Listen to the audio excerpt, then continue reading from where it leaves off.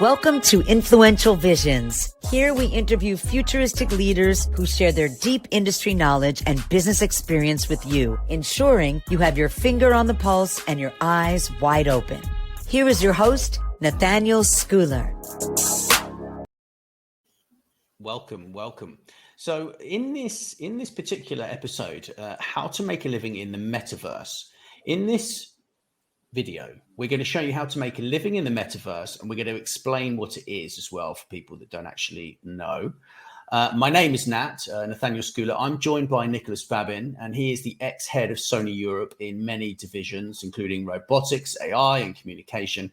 He's at the cutting edge of new technologies, as you would expect. And in this video, we are going to break down exactly how things will change. Whether you're looking for a new career or just want to make some extra money on the side or want to just not feel left out, this video is for you. So grab a coffee and let's get started. Welcome, Nicolas. I appreciate you joining me.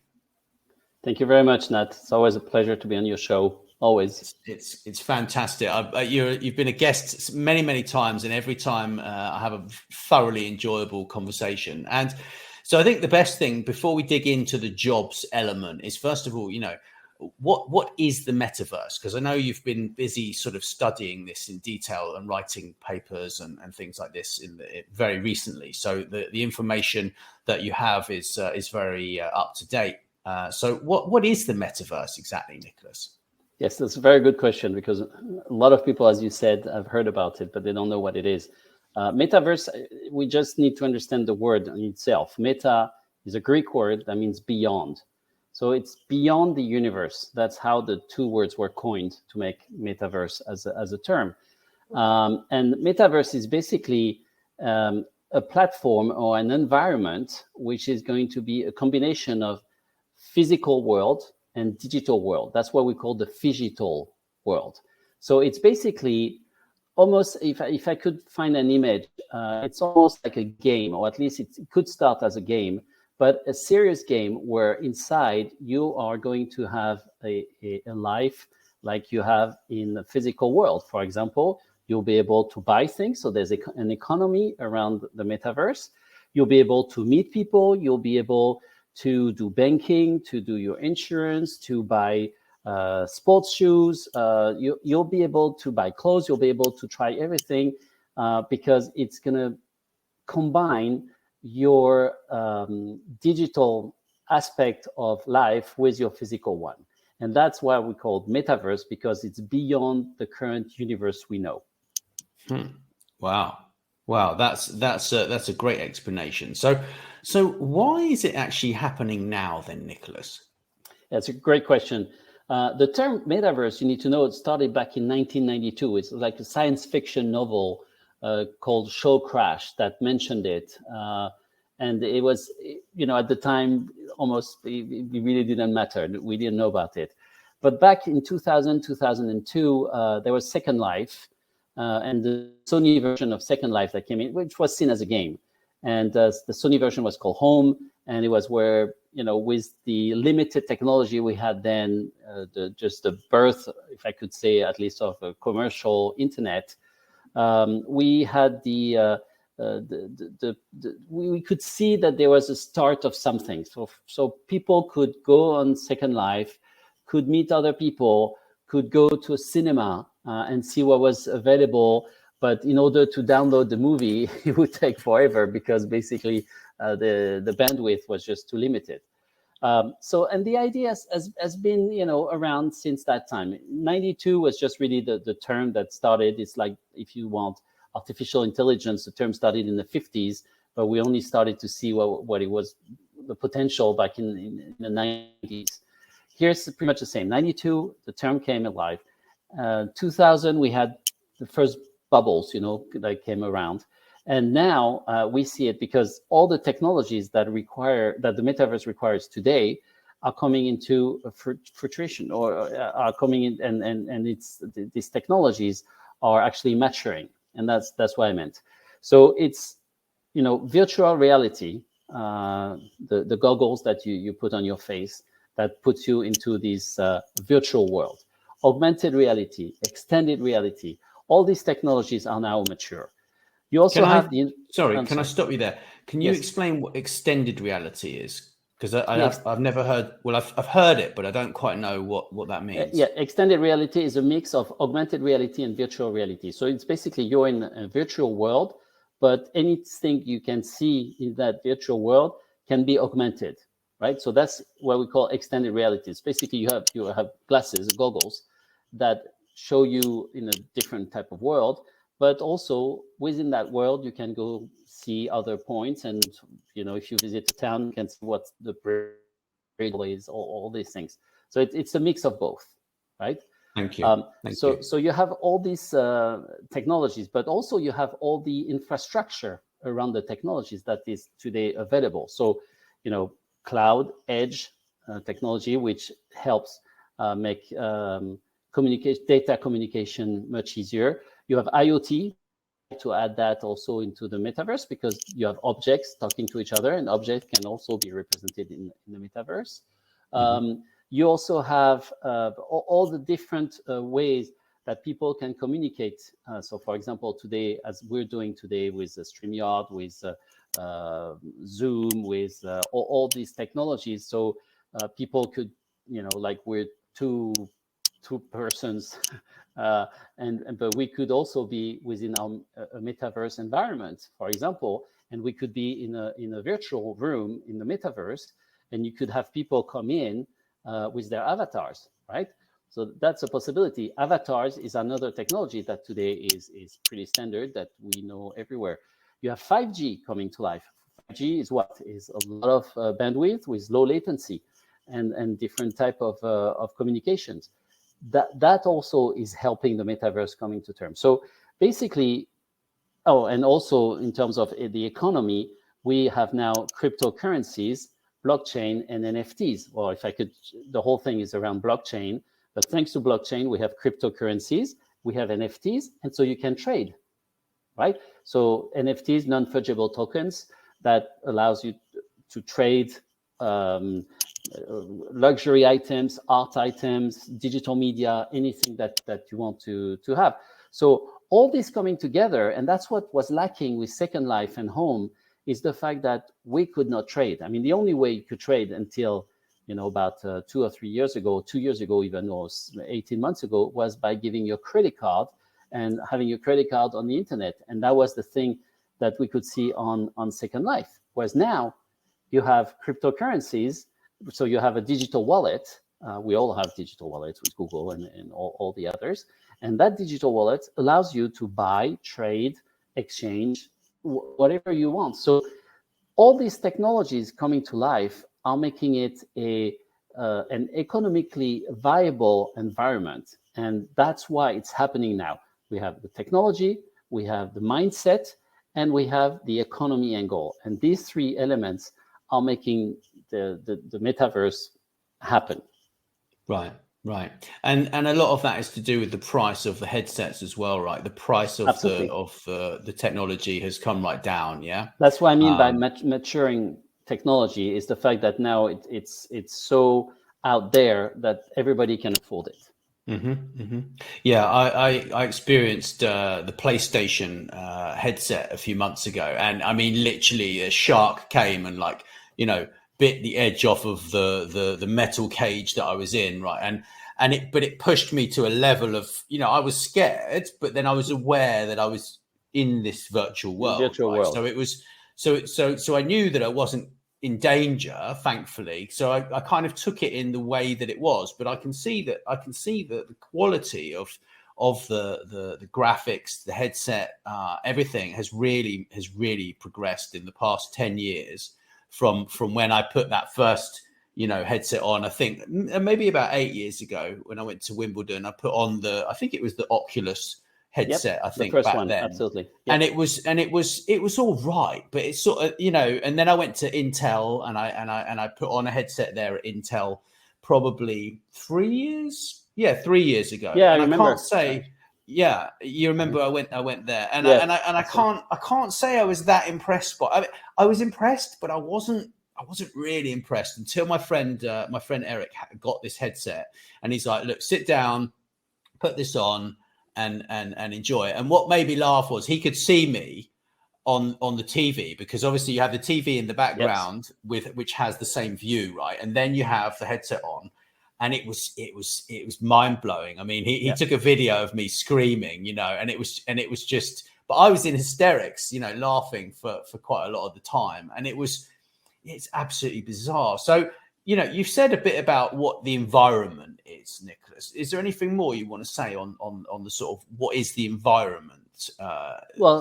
No, I mean, these are the three angles that are really important. But one thing that's really important is to know that 15 years ago, when PlayStation 2, so really at the beginning of PlayStation 2 came out with a product called iToy. iToy was a camera that you put on your TV that will make you part of a virtual game. So, for example, I would go and I bought iToy. I worked with Sony at the time.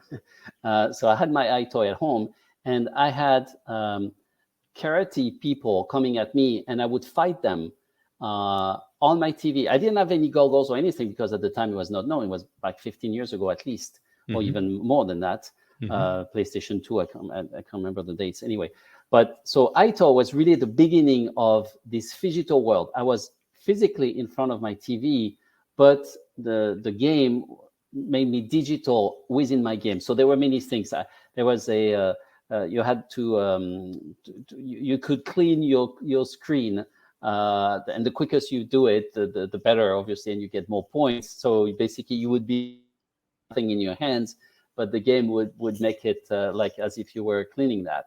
And then PlayStation 3 didn't do much in terms of virtual reality, but we really started. I mean, Sony really started back with PlayStation 4, and PlayStation 5 is just perfect for virtual reality. And as you rightfully said, you are immersed into this. And so this environment, the last thing I want to say about this environment is that it creates an engagement like no other.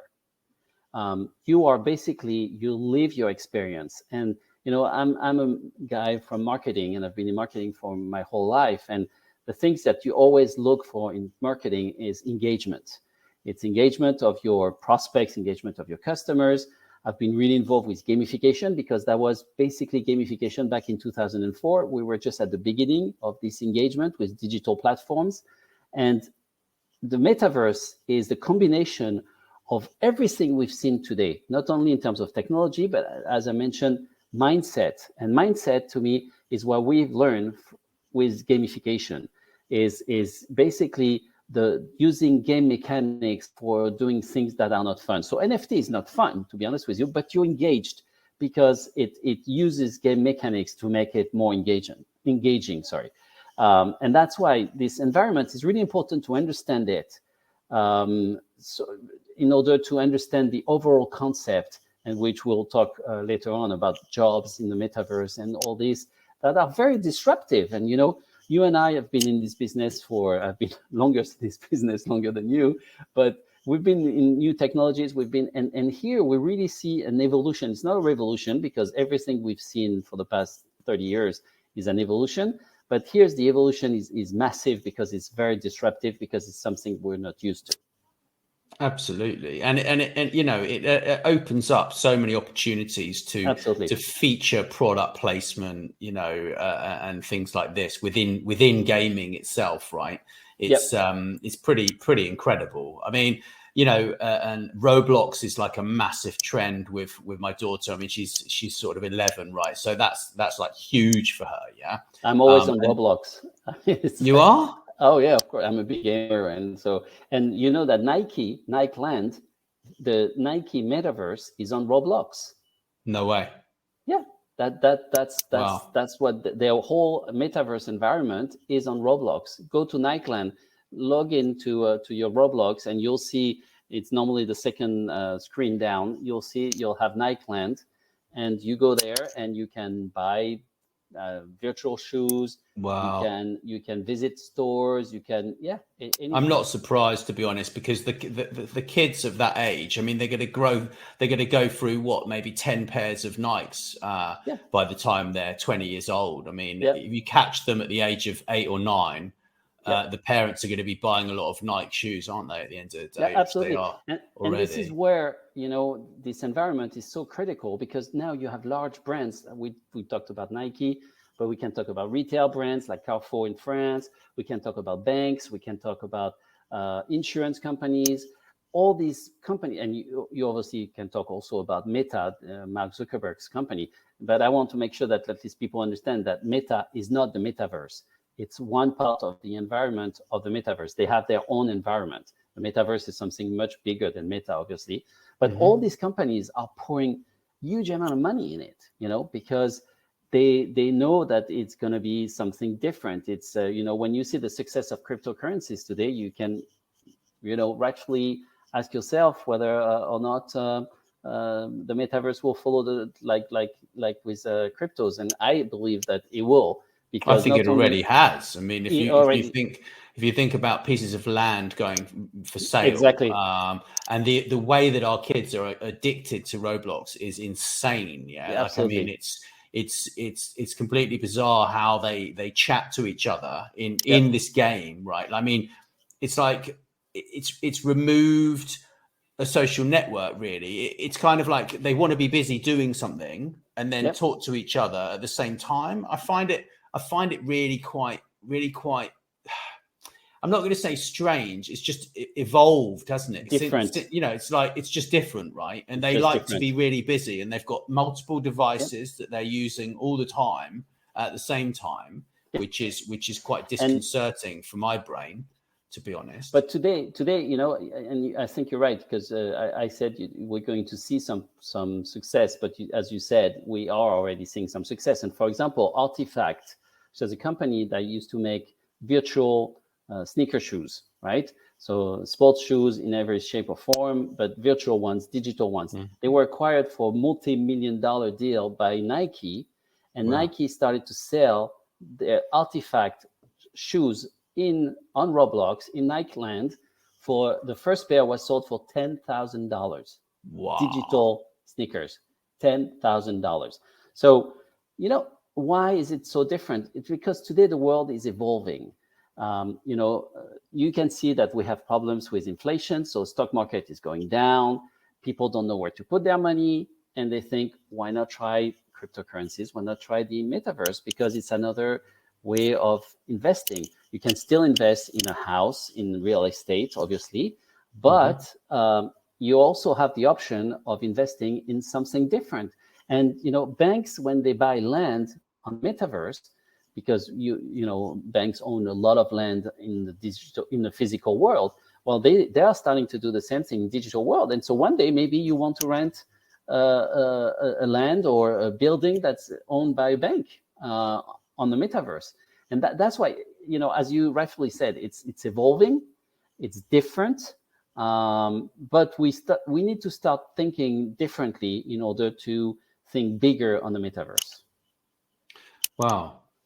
I mean, it's very scarcity kind of mindset, isn't it? With a lot of these NFTs, and I think also with the metaverse as well, right? But people are certainly making money.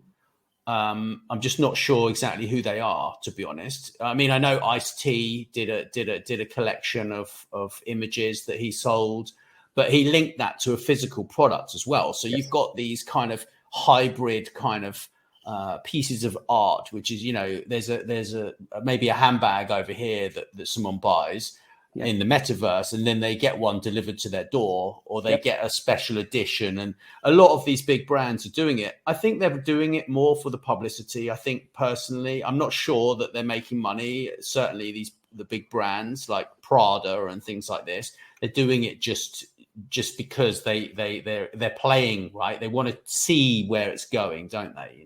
Today, yes, and they need to position themselves already, but I can see it happening very soon. The fact that these brands are going to make money on the metaverse. Yeah. So the first step is really to position yourself. Say we're on the metaverse. That creates, obviously some marketing. It's a marketing ploy, basically. But later on, I think they'll benefit from it. It's like before COVID, all the companies that had started to think about digital transformation and had started to help their employees do business from home and everything. These are the companies that were the least impacted by COVID. And that's exactly what's going to happen with the metaverse. As long as companies start to think about it, start to implement some strategies within their companies, when the metaverse is going to become mainstream, then they'll be the ones that will benefit and will optimize their presence on the metaverse. So I think it's very clever what they're doing today.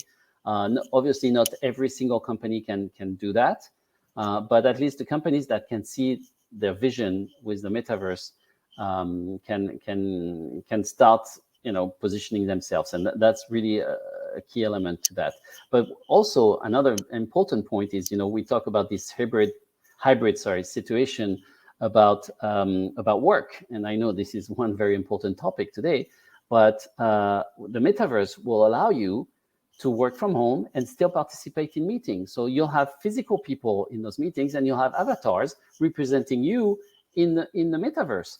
It's a different way of working. So, for example, you will not be around the table anymore, or maybe you will if you want, with 2-3 people, and you'll have 2 or 3 avatars around the table as well, which will represent you.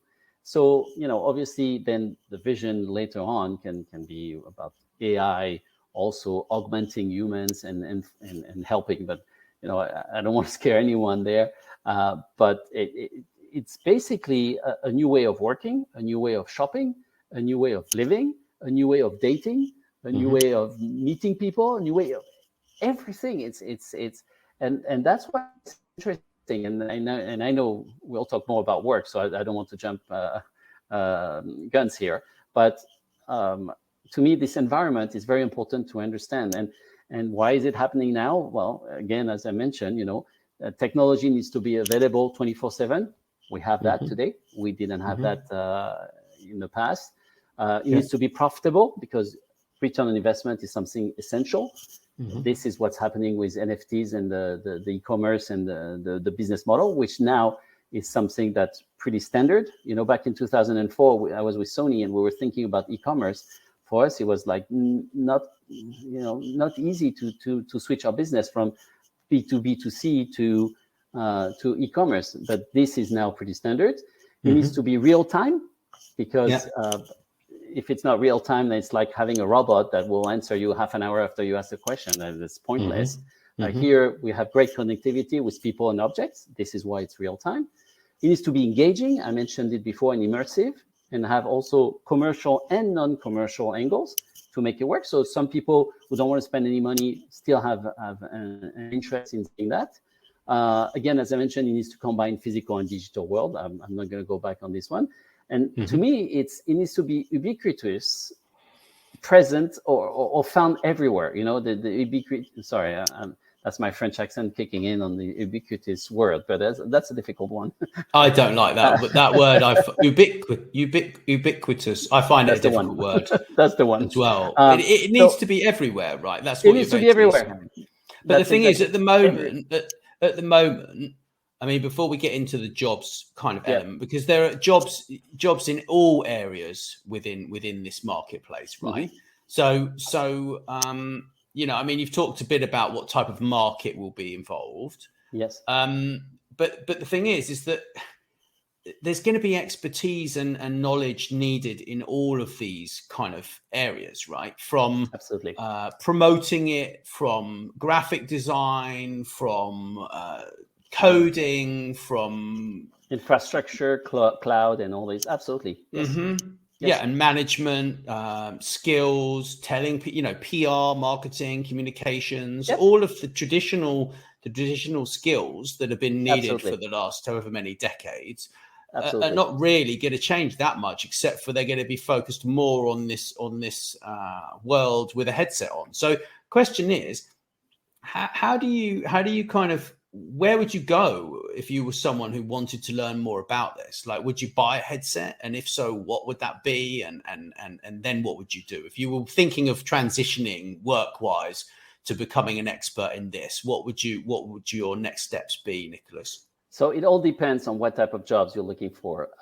So I'm going to explain myself.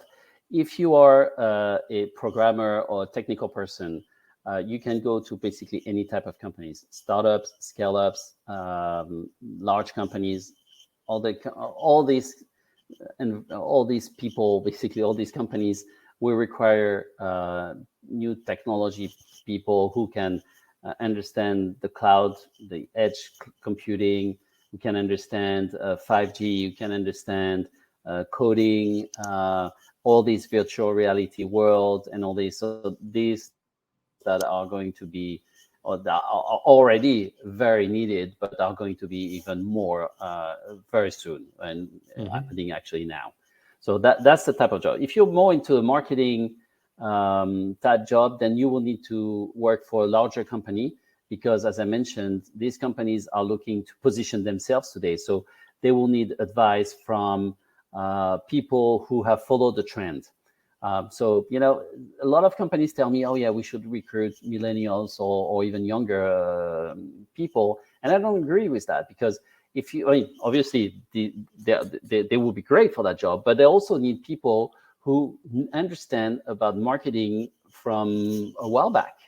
Because again, here we're talking about hybrid situation, physical, digital. So somebody who understands, how to engage and approach somebody in the physical world probably will not understand how to do it in digital world. So it's a combination of everything. But today, startups, scale-ups are not really into these marketing type jobs for the metaverse. If you're in the legal position, then a larger company will require your help, and it's going to be extremely important, because legal people need to reinvent their contracts. They need to reinvent all the agreements, everything, because it's a different type of economy. It's a different type of exchange, and it needs to be, obviously, as with any type of business, it needs to be ruled by legal people. If you're in sales, very important as well, because sales, I mentioned the artifact deal with Nike. Well, if you're in sales, you're going to sell digital goods as well as typical coming out of the box type of goods. So if you're in sales, you can work with startups, because some startups have already started to sell in terms of the metaverse, or mostly today larger companies. So it really all depends. If you're in finance today, larger companies will tend to hire people who understand the metaverse, because they know that they need to transform their financial way of doing business. You're not anymore going to do business on your Excel. It's going to be real time. It's going to be coming from different type of platforms. It's going to be with big data architecture, which means that data coming from everywhere will be very, the 5 Vs of big data, where you have a lot of variety of data, you have a lot of volume and all this, and you'll be able to manage all this data. So data coming from emails, from videos, from augmented reality, from virtual reality, all this information coming, and then making sure that at least you charge your customers with the right amount of dollars if you're in the US. But for example, you have a customer using your virtual reality equipment in your virtual reality world, in your metaverse world, then for finance people, it's totally new. It's something very disruptive. So every single angle of the job today is required to think differently, and every single different job today will enhance their skills, because it's going to be a different environment and a different way of doing business. And that's why it's very important, is that's why you focus on this podcast on around how you make a living out of the metaverse. It's really how you transform yourself to make yourself sexy in the metaverse. Right. So when it comes to what you would do, is there a specific platform that you would recommend, or a specific headset that you think people should buy? How are they going to get knowledge of this in the real world? And are the platforms like Zoom and these other platforms moving towards this, or what? How is that kind of work? Because I know there's a thing in Zoom where they have a sort of, they've tried, but it hasn't quite worked yet. Now, you have several type of platforms. You mentioned Roblox, the Fortnite, the Sandbox. You have Horizon World from Meta. As I mentioned, that's the environment from Meta x Facebook. You have Mesh from Microsoft with integration of Teams and HoloLens headsets. All these today are platforms that work. And what I would do and what I have done, to be honest with you, is I've been on these platforms. I've trained myself. I looked at how they work. I've read a lot, so I know it's not something sexy to read a lot about this, but it's new. It's coming. When you're a trained programmer, a trained engineer in computer science, and all these things, today you just graduated. You know about these technologies. You've learned about it. You've probably have done some internship around that, so you know what to do what to do in terms of marketing, sales, legal, finance, and all this. It's really, to me, it's not about buying headsets or anything. It's about changing your mindset and do a proper change management about yourself. So it's really introspection of who you are, what you want to learn, and get the information yourself. And contact me, contact you, ask questions, read books. I published a very good book about new technologies. I'm sorry, I'm just putting it in here. It's a good book. Well, The Talking Dog. Thank you, Nat. I know your dad really enjoyed it. He loved it. Yeah, he loved it. So, but that's the type of things that you think outside of the box. We've heard a lot about that term, thinking outside of the box, for many years. But now is really the time where you start thinking, oh, when I use Roblox, when I use Mesh, when I use all this, it's true, it's different. Yeah, but how can I make it work for me? And that's what I would tell people to do if they want to really get involved in the metaverse in terms of and also making a living out of the metaverse. Right. So, but the thing is, like Roblox and stuff like that, like whilst it is 3D and everything, it's still on a computer, right? Like Correct. It's not in a headset, right? So yeah, but that's the beginning. So, you're learning step by step. Yeah. But I mean, going to Nightland on Roblox will teach you how it works, and will open your mind about what you would need to do. That's what I've done. Very interesting. That's very interesting. There's so much that it's just really, where does your creativity kind of lead you, right? I mean, and what do you want to do with your time? I mean, the whole series so far, this series has been really very eye-opening for everybody who's kind of listened to the episodes, and for the guests and me as well, right? Because it's all about really just continual learning, and that's basically what we're embracing here. And without that continual learning, I think people they're not really going to be in employment for much longer. I think that they will, in essence, have some forced time off, because they will find themselves irrelevant, really. Absolutely. I mean, that's what we all fear, that, don't we? We fear irrelevance. Yeah, everybody does.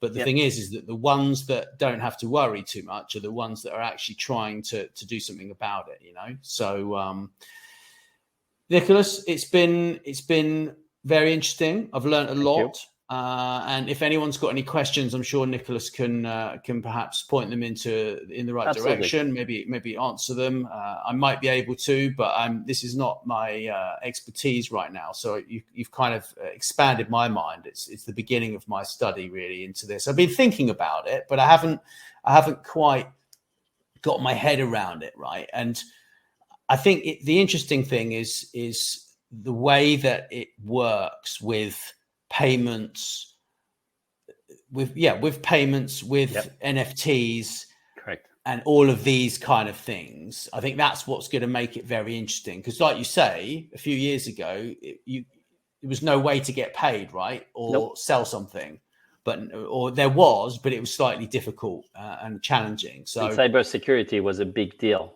and that's why today, with cybersecurity being where it is today, where you have hackers, obviously, and you always have hackers, but we have a better way to fight it, and that's why also it's one part of the environment that makes it available today and less less scary, if I could say, or less less scary than what you would expect if you were to put, for example, just your credit card on the internet. That's very scary today. Yeah, very much so. Very much so. Well, thank you so much. It's thank you, been Nat. very, very interesting, as always, and much appreciated. Thanks very much for listening to Influential Visions. Please make sure you share this episode with your friends and business connections. And don't forget to drop us a review wherever you listen. Thanks.